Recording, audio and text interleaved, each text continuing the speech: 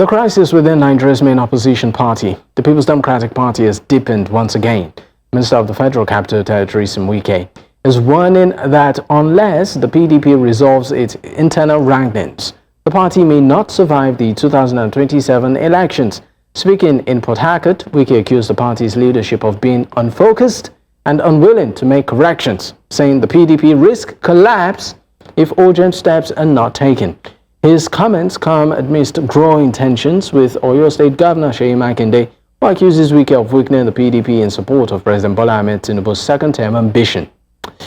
Well, the fallout over the controversial Ibadan Convention and allegations of backroom deals with the presidency have raised fresh questions about the future of Nigeria's multi-party democracy. So tonight, we ask topical questions. Is the PDP heading towards renewal or towards political irrelevance in 2027?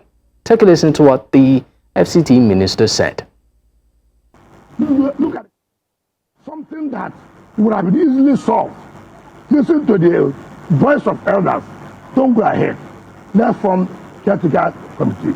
Today, PDP has no candidate in Ekiti State. Today, PDP has no candidate in Osun State.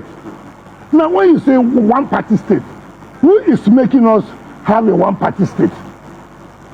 If you have listened to people and allowed due process to take place, would the issue of one-party state arise? You are the one who is creating one-party state, and yet they are accusing the government of trying to have a one-party state. Just listen to what people have said and follow due process. By now, we wouldn't have been talking about one-party state. Now, having taken wrong steps that is destroying your party, you are now accusing the other party of wanting to have a one-party state. It doesn't make sense. People have gone to court to say, look, you can't go ahead with this convention. Why would you not go ahead with convention? So many states have not had their congresses. How will you deny states of participating in the national convention? You have 36 states. About 16 states have not had any congresses. And therefore, they are not eligible to vote in that convention. 16 states. And people went to court and said, no, you cannot do this. Let's follow due process. Take, for example, you want to do zoning. I'm a minister of the Federal Republic. We have senators from the south. What Seyi Makinde did was to call a few people and take them to Lagos and said that, oh, that they have zoned the offices that came to the south. How would you do that? How will you disqualify very prominent members of the party? Is this ambition I'm talking about? Is this ambition? And people say, look, it is not going to be possible. If things are not done correctly, this is where it's going to lead us. And that was why they now formed this elders committee to look into the matter and bring us suggestions on the way forward. Dixon Rebo, member of the People's Democratic Party, joins virtually from Abuja. Thank you for your time. Thank you very much, my brother. Thank you. It's an opportunity for me to wish all of us Merry Christmas and prosperous New Year ahead. All right. It's also great to have you too, and compliments of the season likewise. Let's get straight into the crux of the matter this evening. The FCT minister, in response to many of the things that the governor of Oyo State did say in that media chat, held his own media chat today to rebuke some of the things that were, put forward by the governor. And part of it is he talked largely about the People's Democratic Party, which he said, might collapse, ahead of 2027, and he gave reasons why, saying that some individuals, following due process and maybe to a large extent not even working in the interest of the party. You did hear some of the things that the FCT minister did say in that media chat. For you, you are a member of the People's Democratic Party. Which is right and which is wrong? Again, thank you very much. Yes, I am proudly a member of the People's Democratic Party. I am proudly so because indeed that is about the only political party that we have, that is focused deliberately to build a great nation that we ought to have.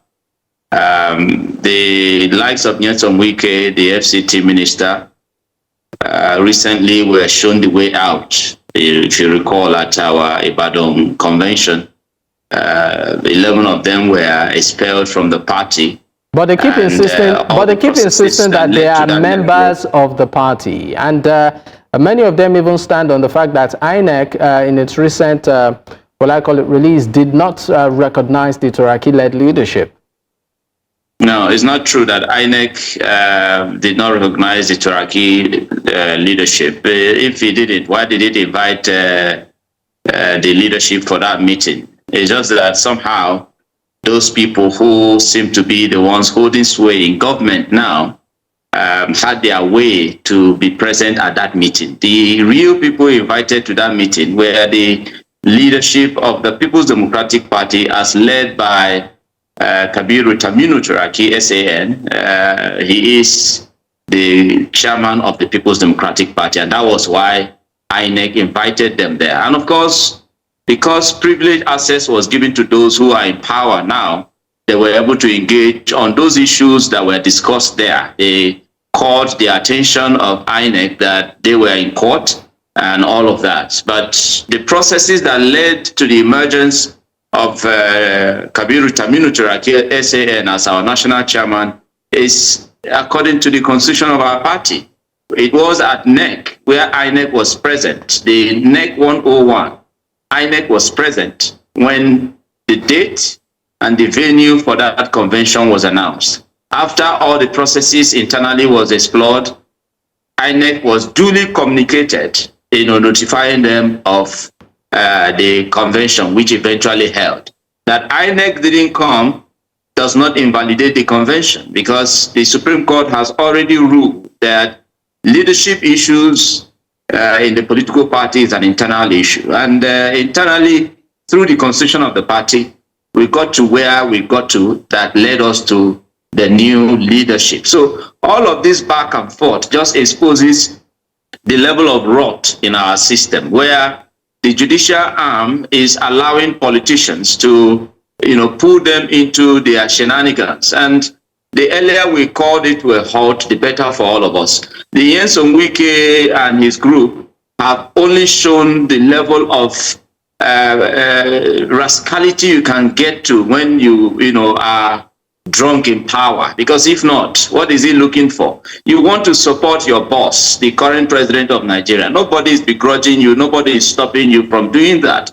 But you are also doing everything possible to stay back in the People's Democratic Party, to weaken it and not allow the process to throw up the right choice of the Nigerian people to the seat of power. And we said no, that the People's Democratic Party is not like other political parties where one man can call the shots, one man can decide the interests of our collective. People's Democratic Party is owned by the Nigerian people and haven't held sway or led governance in our country for 16 years. It is difficult for anybody to pocket the party. And so when the right time came, they were given the express the door out, which is the expulsion.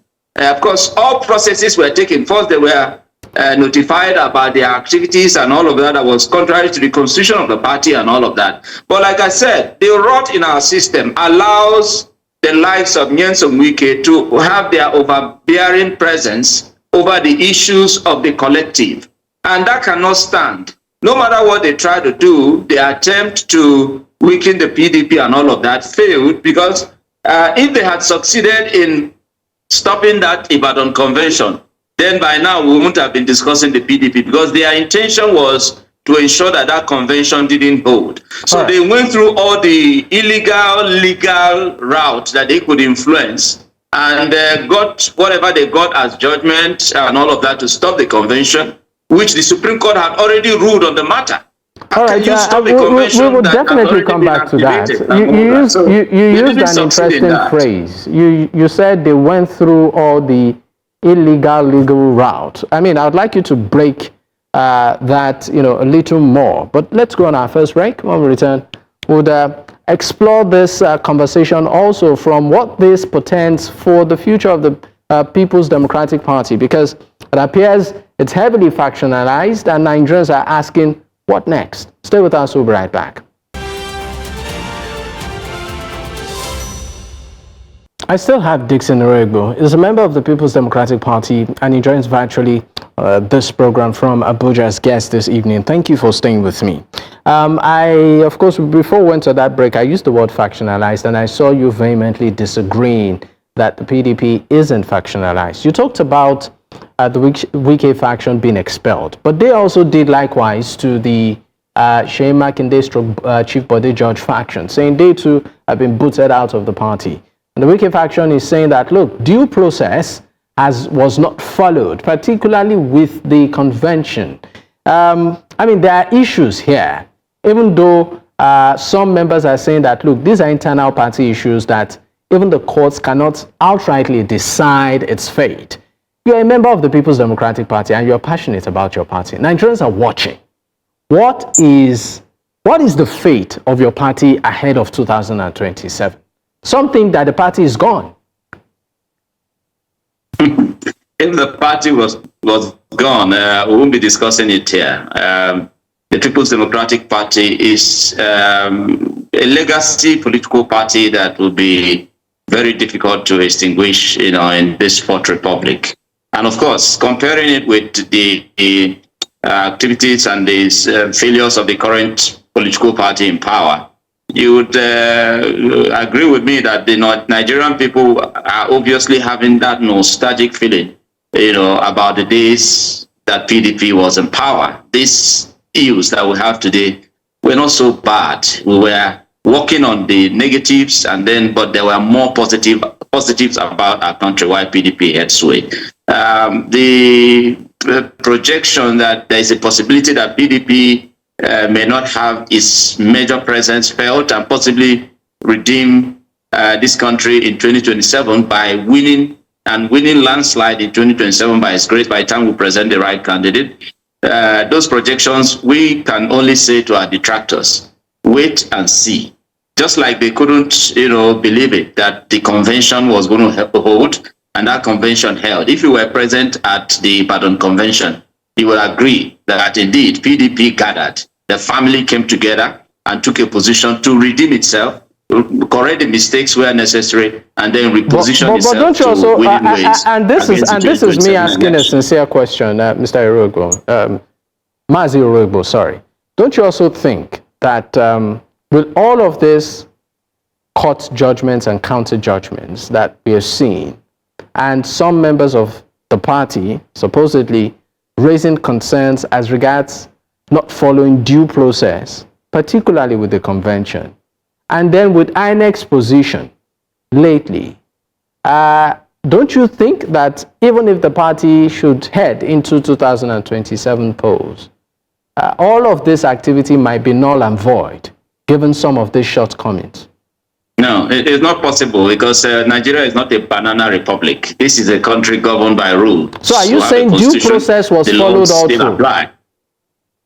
The process was followed. I just told you the process. The process was activated at the 101 NEC.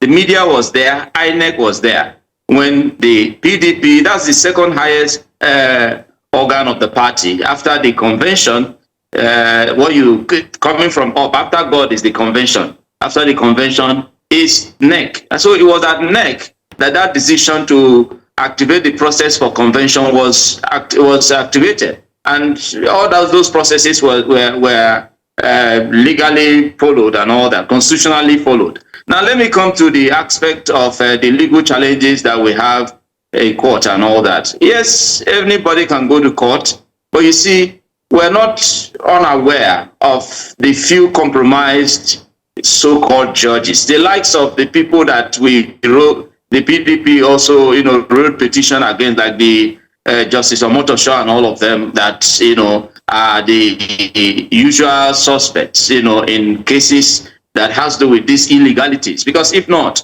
why are the judges meddling in an affair that already has been resolved at the apex level? The apex level has already resolved that the every political party's leadership issues are internal and should be discussed internally and solved internally. So why were they meddling in such situation and all of that? If not, referring to what I said to earlier, that this crop of those who have taken a position to pull the party down while staying inside went through the illegal route, to get a legal way to stop the convention. But the convention held. Now, the rest of it is they have now appealed the matter and all that. That is in court. And that was what INEC reacted to. That, yes, the PDP exists as a political party, but the leadership issues, as we already have in court, has to be resolved before they can conclusively, upload the names of the new members of the NWC. And that, for me, is not in anything what we didn't expect. Just that the way INEC went about it raised some kind of suspicion. And that is why Nigerians, seem to have lost, interest or trust, in INEC. I hope that the new leadership of INEC would have this opportunity to redeem itself and redeem the image of the Independent National Electoral Commission, because honestly, at the moment, the image of the commission is in tatters. I hope that this senior advocate of Nigeria, who is the current chairman, will do justice, to ensure that himself keeps his good name and also redeem the battered image of INEC. The approach to that meeting, personally, most of us faulted it, because you couldn't be inviting the leadership of the party and you're inviting a group of friends who have gone public with their position. Their position is that they are not going to support this political party for 2027, especially at the presidential level, even though not just at the presidential level. You can, of course, tell Nyesom Wike, even in the media chat he talked about how it's not possible for the PDP to win in the FCT coming AMAC election in February 2026. So you now see, why will anybody therefore be imagining that such a group of people should still be in the party?